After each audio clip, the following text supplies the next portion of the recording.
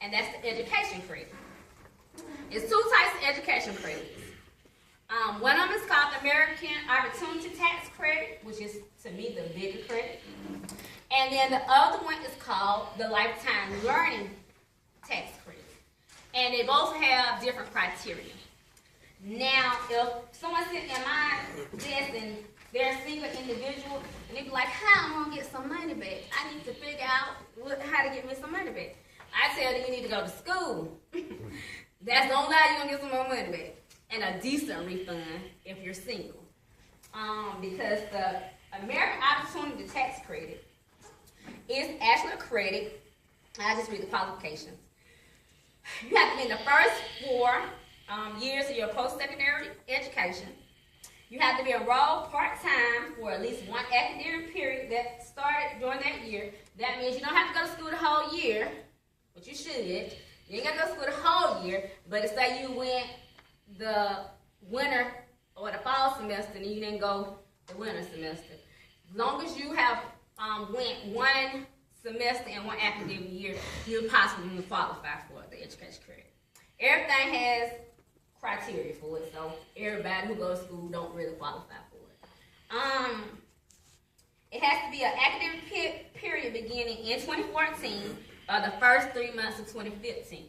A lot of people did not know that the first 3 months of the year, if you're enrolled in school and it's paid for, then you still can claim it on that particular year tax return.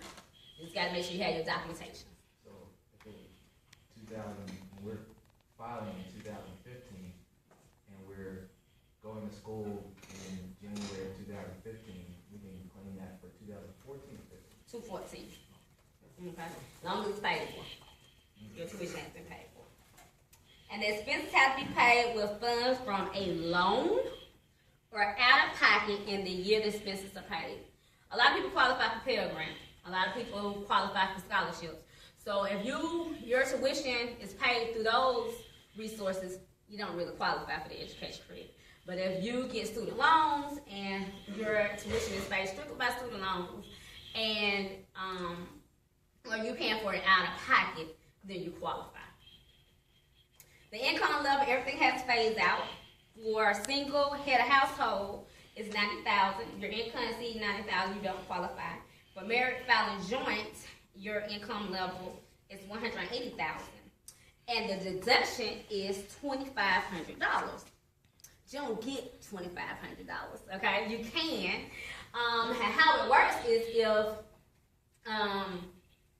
60% of the credit is non-refundable, and because I can't do a tax class, I can't break down what that means. And $1,000 of it is refundable, meaning it's another gimme from the government if you qualify.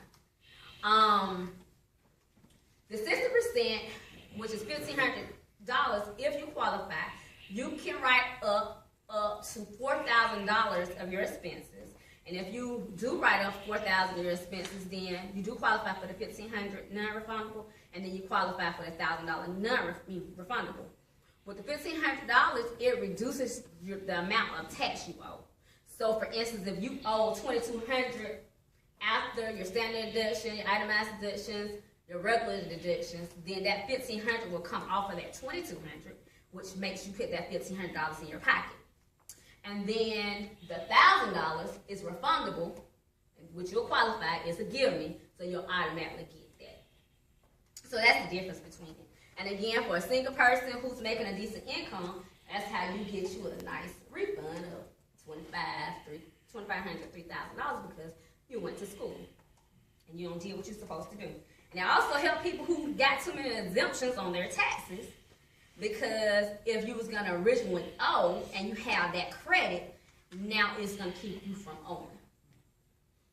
Okay? Excuse me. If you already have a bachelor's degree, and I'm just going to tell you exactly what you qualify for. The next education credit is the lifetime learning credit. Okay? It's not as good as the American Opportunity Credit, because again, you get $1,000 refundable if you qualify. It's a $2,000 deduction. It's for people who do have a bachelor's degree.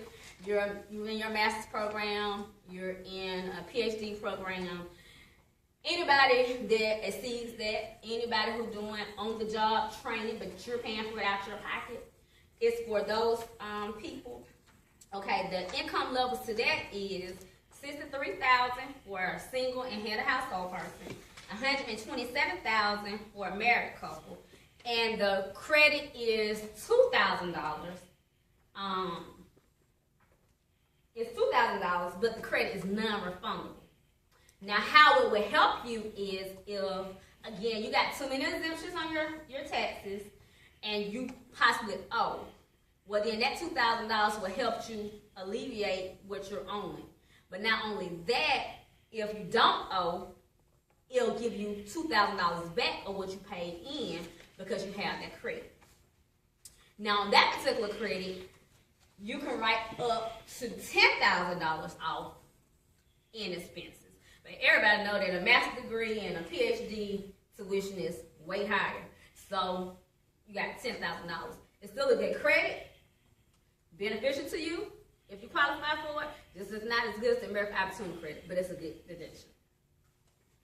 Does the American Opportunity Credit include children? Your children that are in school? Yes, good question. And do qualify you for your dependents. It's for anybody that's on your tax return that's your dependent or either your spouse.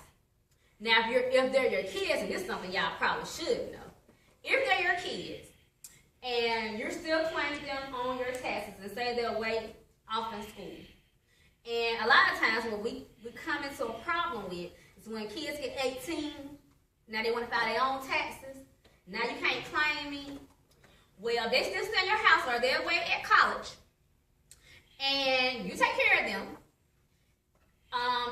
and they're not married until they're the age of 23, you can claim them on your taxes, even if they work. So if their income level is like really, really high in certain income levels, then you possibly can't claim them. But if they making money and say they're not paying any bills, they're not the head of the household, their money just going in their pocket, then those are the stipulations to say you still can claim them. But if you do claim them and they make a lot of money, then they might end up owing. So it's a catch-22 to it. But if they under the age of 24, which is 23 and under, and they're in college, they don't need to claim full rank on you. Go ahead. Well, if you have more than one in college, you don't get one credit? You get as many credits. As many individuals that's in your home that's in college. Now, is it going to affect you? Depends on your income level.